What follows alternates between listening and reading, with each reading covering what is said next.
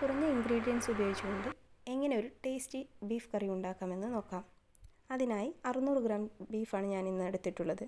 കഴുകി വൃത്തിയാക്കിയ ബീഫ് ഒരു കുക്കറിലേക്കിട്ട് ആവശ്യത്തിന് ഉപ്പ്, 1/2 ടേബിൾ സ്പൂണോളം മഞ്ഞൾപ്പൊടി, 1 ടേബിൾ സ്പൂണോളം മുളക് പൊടി, 1.5 ടേബിൾ സ്പൂണോളം മല്ലിപ്പൊടി എന്നിവ ചേർത്ത് കൊടുക്കാം.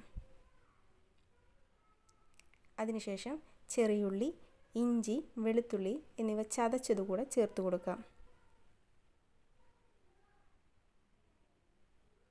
അതോടൊപ്പം തന്നെ 2 ടേബിൾ സ്പൂൺ വെളിച്ചെണ്ണ, 2 തണ്ട് കറിവേപ്പില ഇവ കൂടെ ചേർത്ത് കൊടുത്ത് നന്നായി ഇളക്കി യോജിപ്പിക്കാം.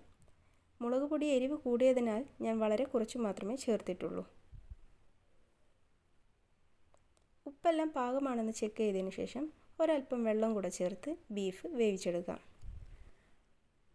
5 വിസിൽ വരുന്നതുവരെ ഞാൻ ബീഫ് വേവിച്ചെടുത്തിട്ടുണ്ട്.